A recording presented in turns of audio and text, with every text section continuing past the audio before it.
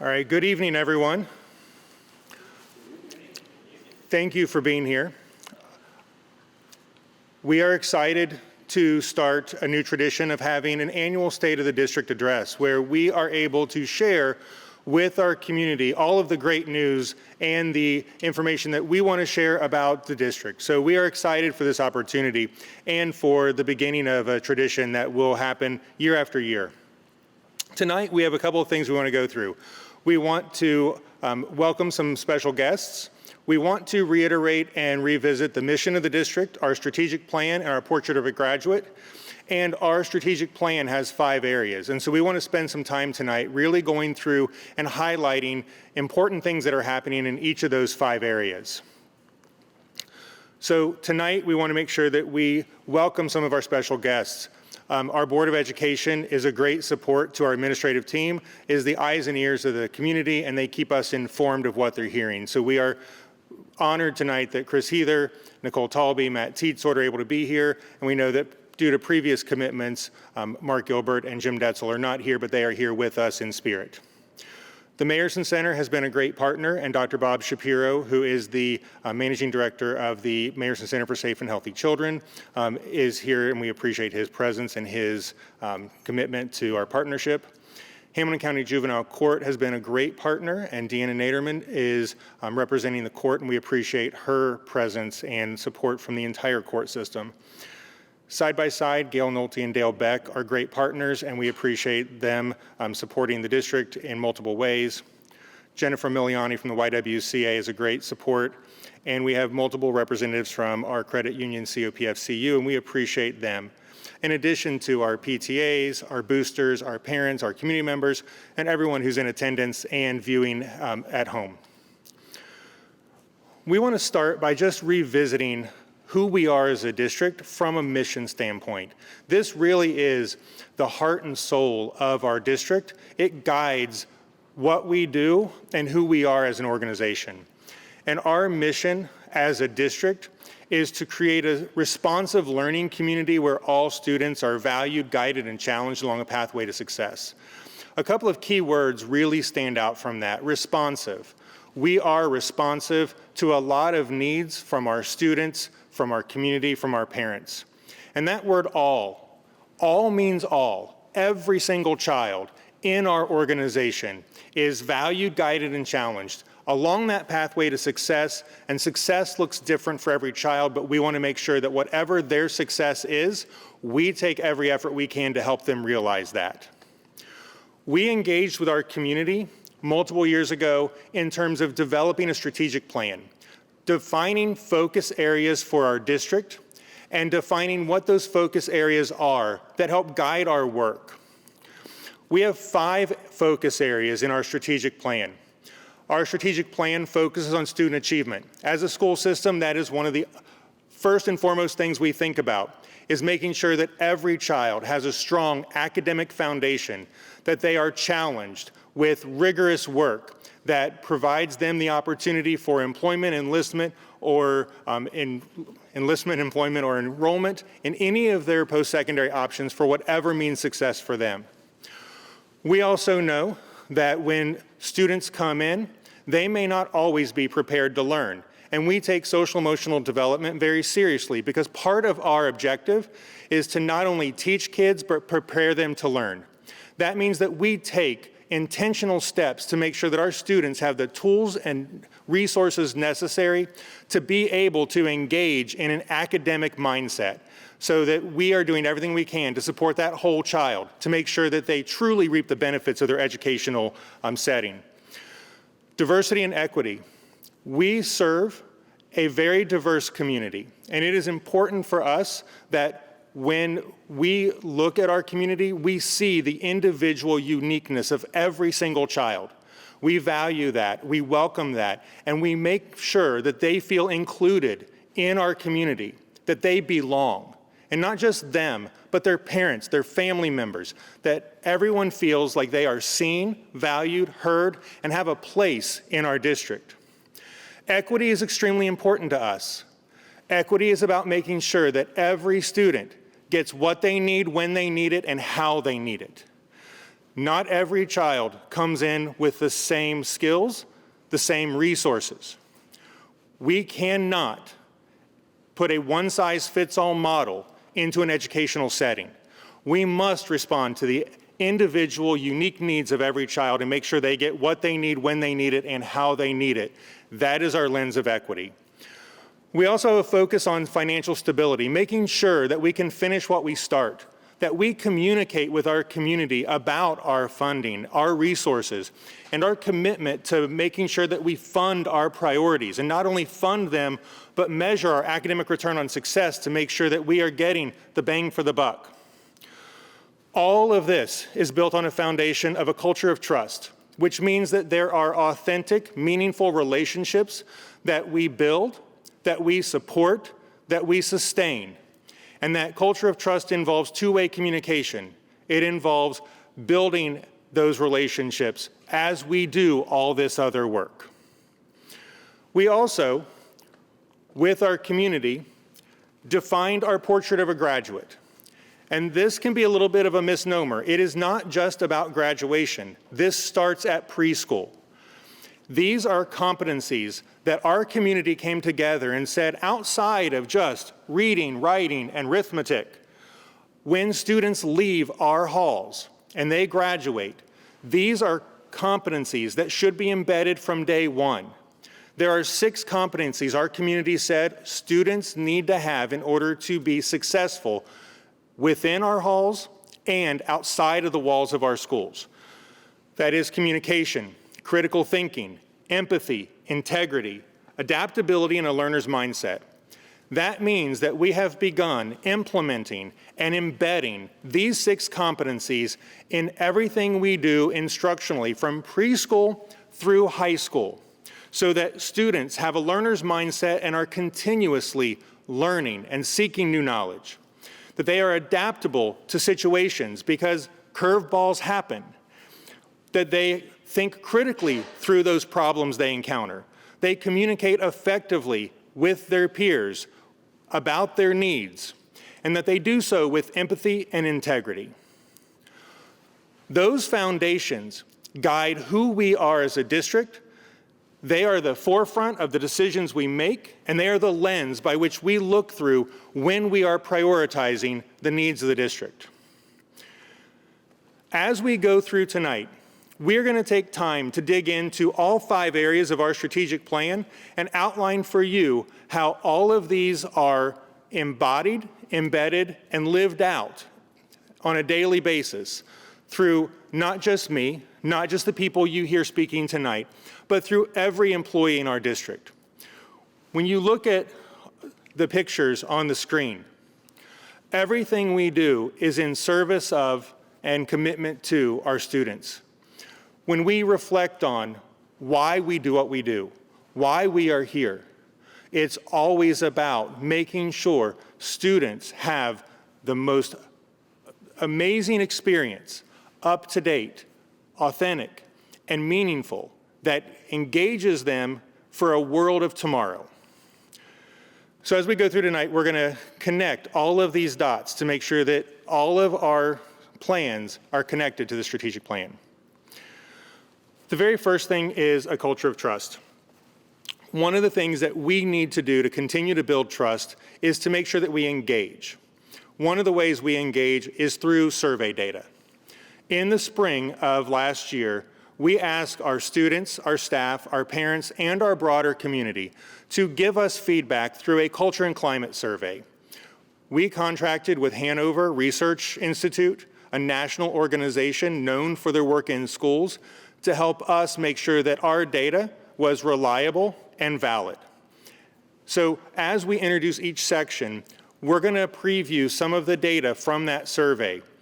They were able to take the culture and climate survey and link it to all 5 areas of our strategic plan and give us a holistic rating of how our community views Northwest in relation to benchmark data. And benchmark data is in relation to all of the other districts across the country who have taken the Hanover surveys. So when we start with culture of trust, we rated a 66%, benchmarked against the national average for Hanover surveys of 74%. And clearly, as we dig in, there are areas that we need to improve. But this is where we are right now. When we dig below that, we have questions about how staff members respond to parents' questions. Obviously, we have work to do to meet the benchmark. Staff members engage parents, and staff members make it easy for parents to attend meetings.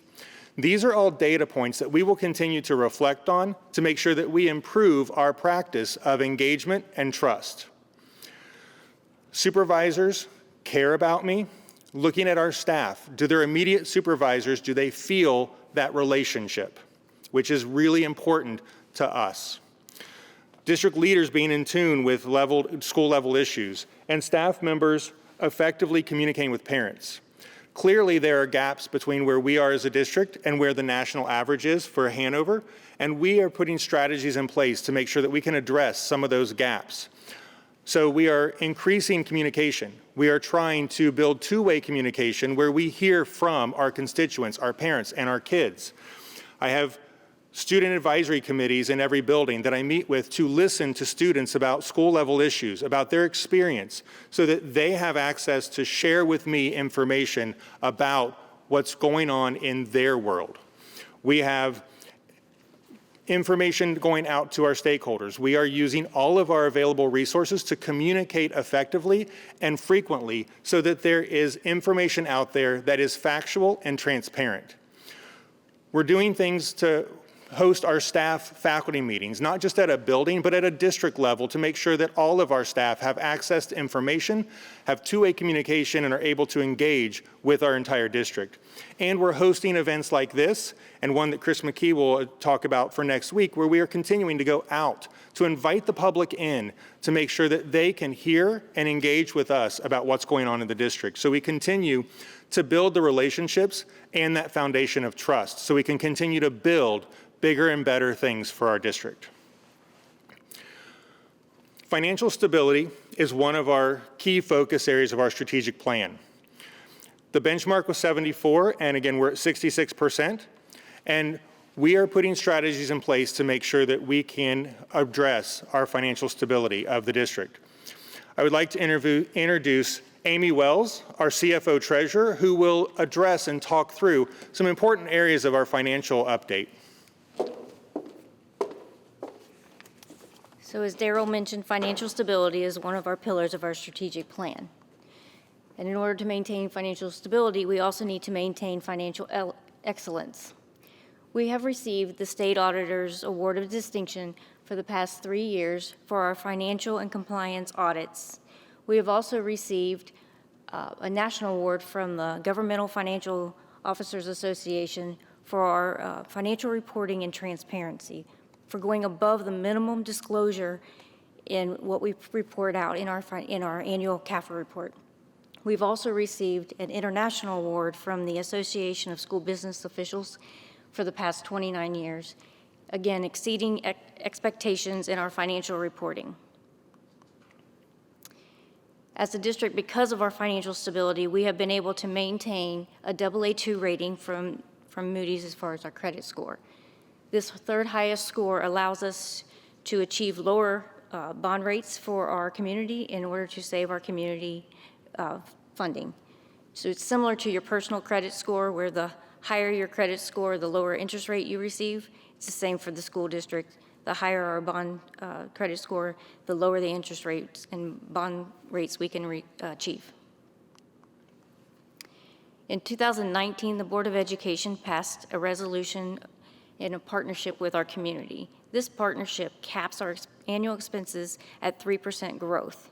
So we don't increase our expenses annually more than 3% in order to maintain district expenditures to help the community in supporting the school district. This allows us to continue our commitment to increasing student achievement, and it also make sure that we maintain our commitment in our investments in our facilities, as well as our need for technology and equipment to help our students with 21st century learning skills. One of the important issues facing our community right now is our aging facilities. And we've gone through multiple iterations of our master facility plan that Chris McKee, our Director of Business Operations, will talk about, and have had our buildings assessed by the state to really look at the educational viability of them, as well as the viability of them for warm, safe, and dry. So Chris McKee is going to walk through some of our updates to our master facility plan that we've gone through with phase 1, phase 2, and phase 3. Thank you, Mr. Yater. First, I'd like for you to notice the two pictures in front of you on the screen. The thing that is the same is the building, 1923, and now the same building being used still in 2022. As you can tell, the buses may be in a museum by now, but the buses we use currently are much different. So I'd like to take a step back, and in 2014, the district went through a similar process for master planning. And in that plan, they developed phase 1. So the district and the community collaborated, and they decided to replace 5 aging elementary schools with 3 new 21st century state-of-the-art buildings. So a bond issue was placed on the ballot in November, and it was passed. The elementary schools were then constructed, and they were opened in August of 2018. Through this process, the district earned approximately $16 million of ELP credit. That's credit that can be earned through the OFCC state projects. So this led to phase 2. This is what we're talking about today. So in phase 2, you'll notice in front of you, it consists of a new preschool. It consists of a new Colerain Elementary School, the renovation of Montford Heights Elementary School, the construction of 2 new middle schools to replace our 3 existing middle schools. This will not only provide equity across our pre-K through 8 facilities, but it also will provide a clean feeder through our preschool through our high school. The future project following this would be phase 3, which would be the high schools. That would be the only facilities left to take care of in order to create this equity across our buildings and to give us new buildings. The majority of our buildings are anywhere from 50 to 100 years old at this point. But phase 3 will take a lot of community involvement, a lot of community engagement. Do we have 1 high school? Do we have 2 high schools? There's a lot of questions to be answered. But through the phase 2 project and the credits that we earned through the state and the credits that we earned through phase 1, and with the share of the state in a co-funded project, it almost amounts to half of the cost of the new high school project or the phase 3 project. So why now? Just a few things that I mentioned earlier. We have the estimated $30 to $40 million in ELP credit that we would earn through phase 2, plus the $16 million that we have already earned in phase 1. And obviously that adds up to our $50 million that I mentioned earlier. Also, the approved millage from the Montford Heights bond levy back in 1997 will be rolling off in December of this year. And that will reduce the feel of the tax burden to the homeowners to make it feel like it's under 4 mills. So how much is this? The total project would be approximately $175 million. This would equate to roughly $174.30 a year for a $100,000 assessed value. That's $14.53 a month, or roughly 48 cents a day. What are the benefits? As I described earlier, It would provide that clean feeder from preschool through high school. And it would also create that equity throughout our district. It would also create the efficiencies from going from three middle schools to 2 middle schools. So how can you find out more information? As Mr. Yater described earlier, on October 18th at 6 o'clock at Northwest High School, we will be holding a master facility information session. You can also go to buildingnwlsd.org for more information, or you can just click the QR code on the screen.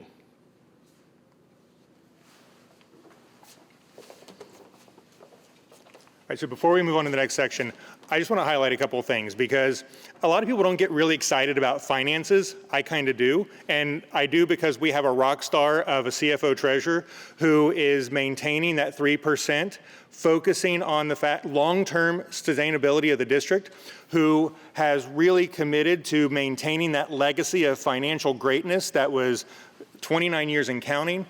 And what Chris talked about with the fact that we earned over $16 million of credit in phase 1, can earn upwards of $30 to $40 million of credit in phase 2, which will be applied to phase 3, plus the state will co-fund that, which is an incredible financial savings for our community and using our resources wisely, which is what our treasurer has been guiding us along that path of analyzing and using resources in a most effective manner. So we are excited about where we are financially and where we're going with our partnership with the community.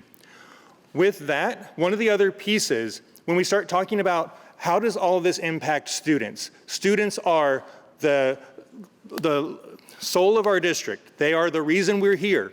And one of the things that we focus on is how we support them. And I talked earlier about how we have the academic focus, but a lot of things go into making the academics truly happen. And one of those is our social emotional development, where we are preparing students to learn as much as we are teaching them. We are really close with that national average with our social emotional development, 1 point off. And here to really talk us through some of the strategies that we've implemented as a district is Dustin Gearing, our Director of Student Services. Well, good evening, everyone. And as Mr. Yater stated, social emotional development is a critical piece to achievement, academic achievement, and it doesn't sit silo from the academic achievement. And we know that our classroom teachers every single day are working with our kids to continue their development and their growth into incredible people. If you look at portions of the portrait of the graduate, so much of it is dependent upon our staff's engagement in this process of developing our students from a social emotional level. Tonight, I'm going to speak a little bit about some high level pieces of things that we're doing at our buildings. One of which is across our district, pre-K through 12, all of our buildings have a fully implemented PBIS program. PBIS is positive behavior intervention supports, and essentially what it's looking at is the ability for us to establish and communicate very clear expectations building-wide, in particular environments or spaces, so that there's very clear expectations for our students that we can teach them all along the way using common language throughout. We do implement that at a comprehensive level, and we instruct the students on what we expect in each of the spaces so they know exactly what it is that they're asked to do so they can meet those levels. And when they don't, our chances are great that we can teach them in those spaces because of the use of common language. We also look for it to ensure that we have a consistent system of acknowledgement and correcting those behaviors. So again, a lot of our schools are implementing different PBIS systems of positive reinforcement, but also chances to come back and reteach.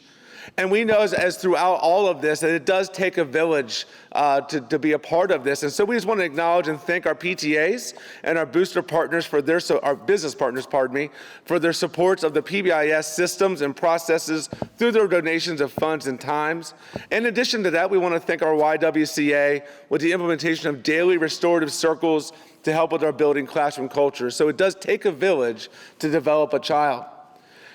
In the area of school-based services, we want to take a moment and acknowledge that we have school counselors in all of our buildings, K-12, that help students navigate their environments. In addition, we have 2 social workers district-wide that help to ensure that students' basic needs are met. And they do an outstanding job. That whole team does an outstanding job.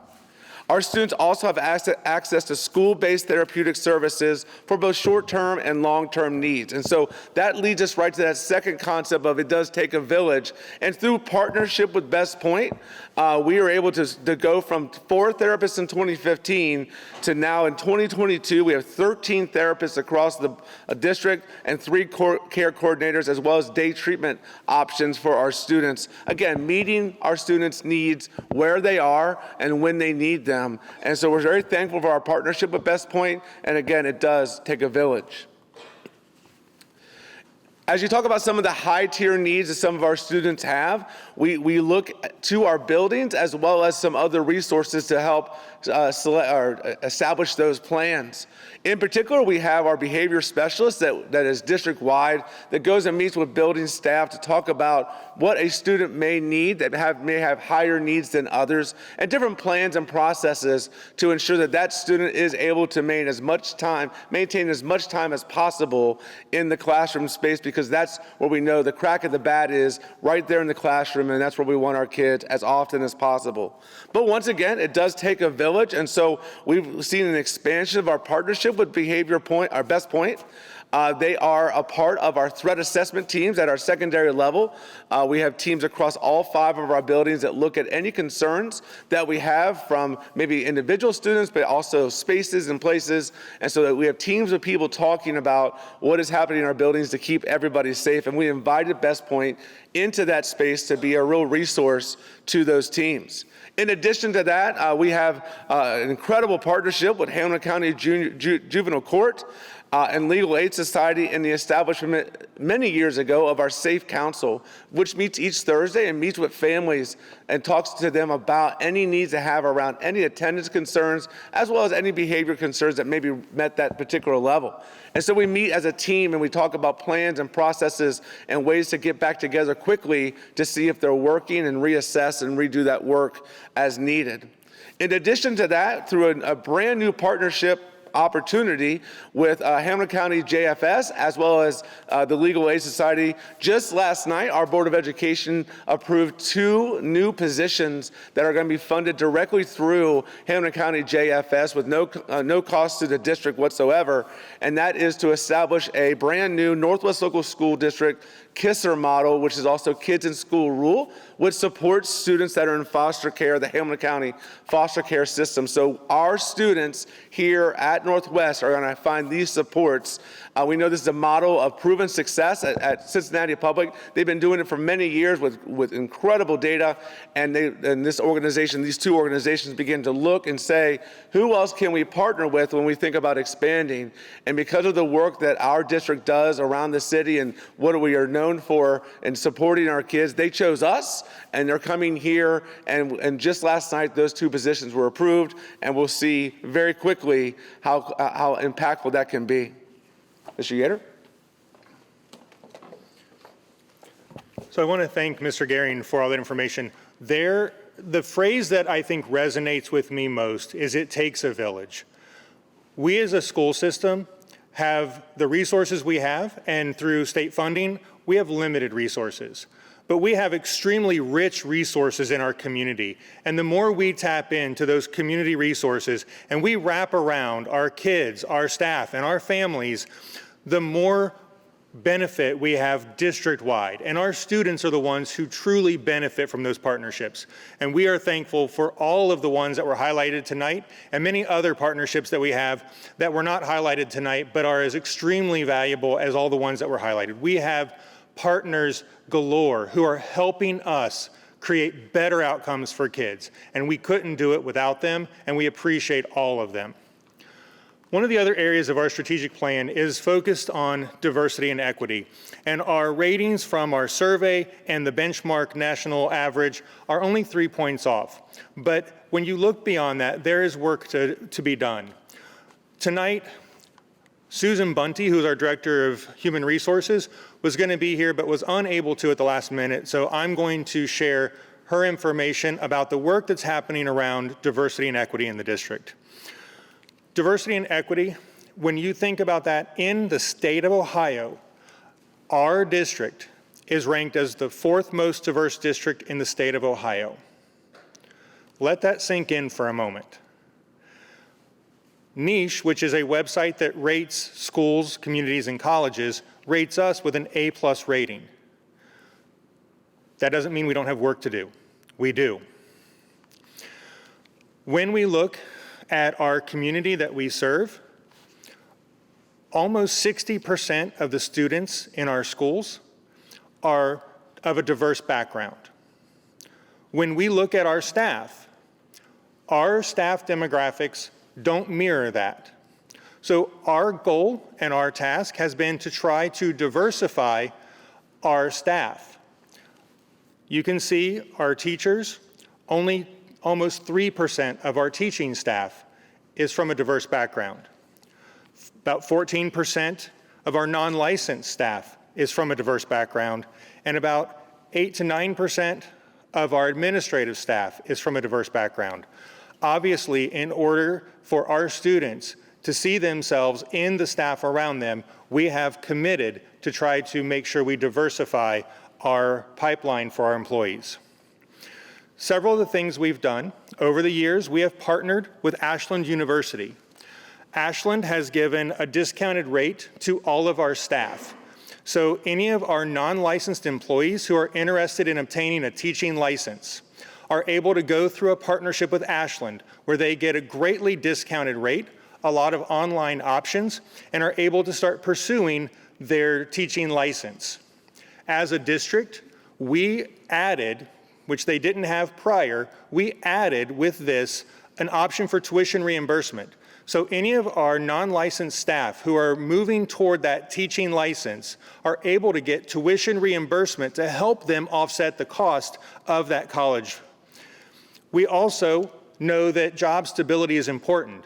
So when they get to the point where they need to student teach, we don't want them to quit and go student teach somewhere else. We provide them a sabbatical leave where they're able to take that time off, do their student teaching in our buildings with our kids that they already know, and then come back to their job and finish out that year while they finish that license. And then once fully licensed, are able to find a place with us so we can grow our own staff. We've also worked with Rice Educational Consulting. They are a national group that are locally here in our community, and they have helped focus us on a plan for diversifying our workforce. And so there is a recruitment and retention plan that they have not only helped us devise, but are helping us implement to make sure that we are using research-based strategies to try to find and hire and retain diverse staff.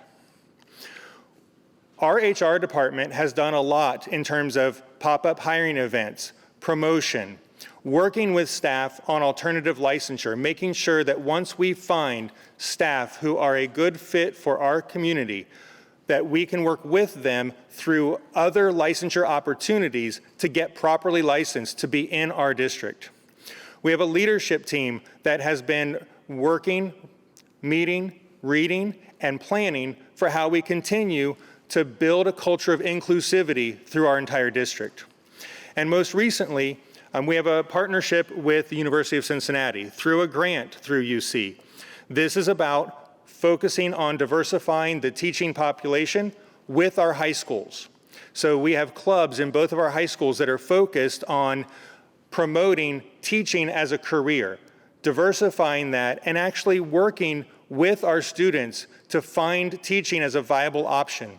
That includes club activities. It includes UC partnering with us to have College Credit Plus courses in our high school that are pre-education courses that get them on their pathway to being a teacher before they even leave our district. And they have grants that help fund them when they transition from us to UC in that teacher preparation program. So our Human Resources Department has been strategically, intentionally focusing on making sure that we are not only representative with our staff and community, but we are inclusive. All of these things lead us to student achievement. Everything that we do from all of these other areas are in service of our kids and our community to make sure that we have the environment, the resources, and the supports to make sure that our students are able to realize the dream of their educational experience, to maximize the time they're with us so that they are prepared for whatever their next step is once they leave. And as you can see, the perception data from our survey was that we are at about 67%, and the benchmark nationally is 77%. I have with me tonight Brenda Miller, our Director of Curriculum, Lori Reilly, our Assistant Director of Curriculum, and Emily Doblinger, our other Assistant Director of Curriculum, who are going to share with you a lot of work that's been happening that will take all of the work that you've heard already, bring it together in an experience that will help our students rise to the challenge, meet their goals, and exceed the possibilities that they've even dreamed for themselves.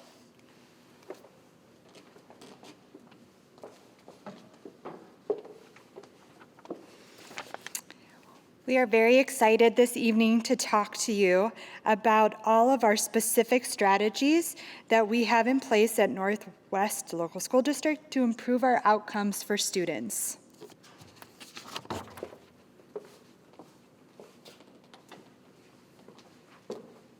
The first of our strategies is instructional coaching for all. Teaching is a very difficult job, and lately it's been more challenging than ever. Equipping our teachers with the skills needed to address the ever-changing needs of our students is essential to academic success. We also know that it's very important that we provide opportunities for our teachers to feel like each and every day when they come into their classroom, they are successful. So in order to grow our teachers, to strengthen our core instruction, to provide needed resources and guidance, and to build teacher self-efficacy, we have taken on an instructional coaching model. This model partners each teacher one-on-one with an instructional leader in their building. During this coaching, they focus on improving core instruction in the classroom, using data to identify needs and action steps. One of the specific tools they use during our coaching sessions is our instructional framework. This framework was designed to outline for our teachers key strategies that we want to see in each and every one of our classrooms and helps to reinforce key components of our teachers' jobs. And that is designing learning experiences, facilitating learning in the classroom, and reflecting on progress. Another strategy we use is to continue our relentless focus on literacy. In 2018, our district committed to this relentless focus on literacy. We know that by focusing on reading, writing, listening, speaking, thinking, and viewing, this will impact all content areas. We've provided a variety of professional development opportunities for our teachers around the topic of literacy, including LETTERS training for pre-K through 5 teachers. LETTERS, which stands for Language Essentials for Teachers of Reading and Spelling, is a graduate course around the science of reading. It includes phonological awareness, phonics, fluency, vocabulary, comprehension, writing, and language. We started this training last year, and we will not complete it until the 23-24 school year, but I'm excited to tell you that it has already transformed learning and teaching in our classrooms. And I want you to see just a little bit. Becoming a skilled instructor, whether in an intervention or classroom setting, can take years of practice and study and trial and error. LETTERS accelerates teacher knowledge, which directly benefits the students they teach. Teachers learn how to deliver effective instruction to meet all their students' needs. So last year, before I started all of this, I would see struggling readers, and reading instruction was honestly their least favorite time of day because they would just get so frustrated. Now my spelling and reading and writing time is my students' favorite time of day. They get so excited, and that's because of that confidence that it builds. So yeah, like I said, I will really never go back to any other way of teaching, and all around it's just made me a lot more of a confident teacher. Hi, my name is Sherry Palmer, and this is my first year in first grade. For the last 32 years, I've taught kindergarten. One of the reasons I asked to switch grades is because of the letters program. When we started doing letters for our professional development, I quickly bought into this program. I fully believe that it's a program that gives teachers the knowledge, the background knowledge, and the tools to use any reading program to help their students be successful readers and writers. Where was the at sound? Tell me 1, 2, 3, in the middle. So I learned 3-letter blends. I learned how to split the words up by splitting them in the middle. And I learned how to write long sentences. And, we worked on a lot of syllable division because it helps us with our words and reading them, and it helps us learn bigger words and how to spell them. I like Squishinella yesterday and Papa. I had to stop with that adorable face.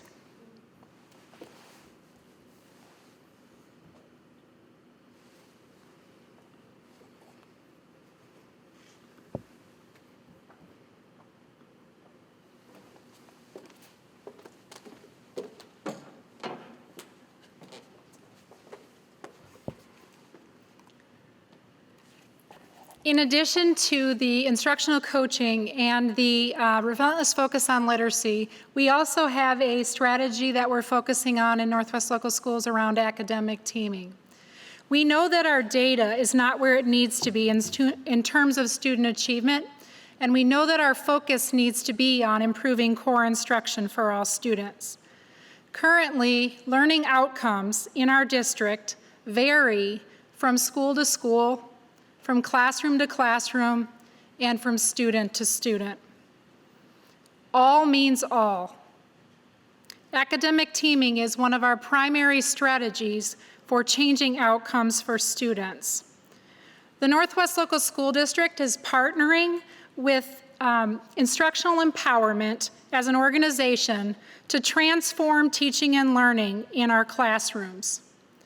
The graphic that you see on the far right of the screen depicts the way that we want our classrooms to look across the Northwest Local School District. In student-led classrooms, students learn mostly from each other. Together, they become self-directed, critical thinkers. Teachers still play a critical role in a student-led classroom as designers of learning experiences and as facilitators of learning outcomes. Teachers provide the structures and resources that ensure that all of our students have voice, and they create equitable classroom learning environments through these resources and structures. Many of our Northwest Local School District teachers have already begun to implement some of these tools and structures in their classrooms with our students. In this short video, you will see two of our teachers, Mrs. Molly Haffel and Ted Gebhardt from Coleraine High School and White Oak Middle School, utilizing academic teaming structures in their classrooms.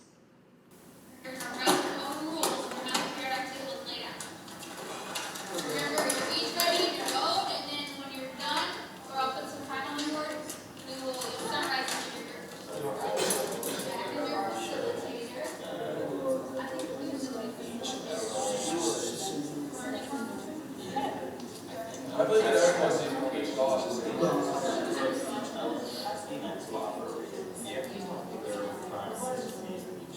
You have 30 to write your summarization. Are you the facilitator? Are you allowed to ask a question? You can't. See if he knows the answer first. Guys, repeat after me. You guys are ready to go. I really appreciate you. I can support an inference from informational text by citing several pieces of textual evidence. All right, so how many pieces? We're going to go with several, so instead of here, we're always going to try to do 2 pieces. All right, we'll do a couple activities with the mat to help us practice that.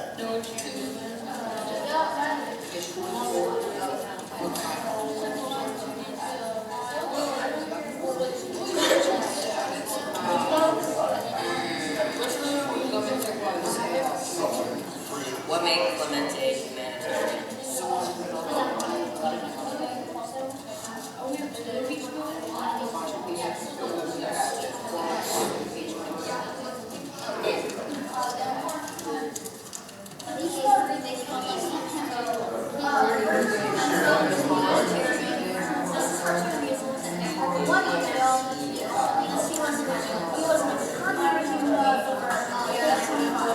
This states that he was a good friend in the world.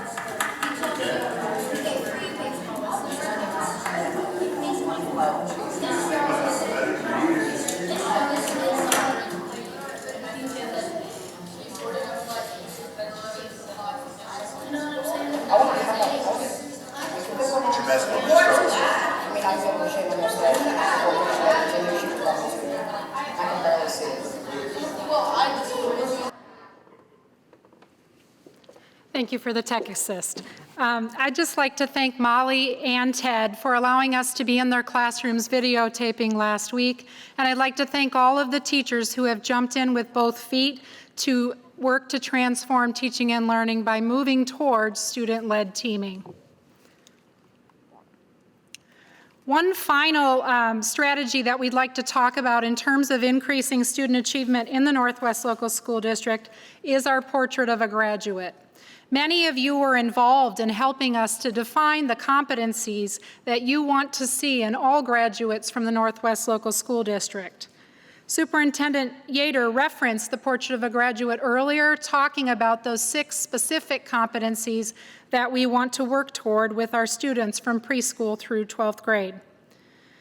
I'm here to let you know that our teachers have taken these 6 competencies that were prioritized by our community, and they developed what we're referring to as deeper learning expeditions at each grade level from preschool through 12th grade. These expeditions are aligned to rigorous grade level learning standards, and they extend learning beyond the classroom. They also have an intentional focus on developing at least 2 of the competencies outlined in our Portrait of a Graduate. As an example, Amy Wiseman, who you see on the left, and the entire kindergarten team at Pleasant Run Elementary School has begun their first learning expedition this week. Their expedition is around animal characteristics for survival, which is part of the kindergarten standards in Ohio. They are working specifically on developing our kindergarten students' skills in the areas of communication and critical thinking. This week, Hamilton County Parks is coming into Pleasant Run Elementary School to share their expertise with our students around animals in the wild. Next week, the students from Pleasant Run Elementary School will be going to the Cincinnati Zoo. Thanks to a generous donation coming from Side by Side, our students will have access to new books around animals, and this will help to inspire them as readers and writers throughout this learning expedition. As a school district, we're committed to ensuring that every student has an opportunity to participate in a deeper learning expedition every school year. We're starting small and scaling this initiative, but we believe that this is another strategy that will result in equity and increase learning outcomes and student achievement for all students.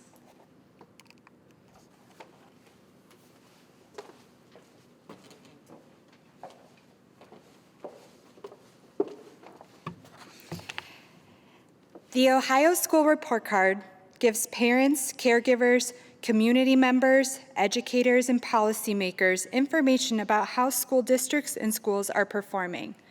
This year, the report card is based on stars, with 3 stars indicating that we met our expected state requirements. Anything above 3 stars means we are above those expectations, and anything below are areas where we are hoping to improve. We want to celebrate our areas of success while also pinpointing our areas for continual focus and growth for our future. We want to recognize the work and accomplishments of our students while thanking our teachers, our staff, administration, and families for the work that they have done and continue to do to help our students grow.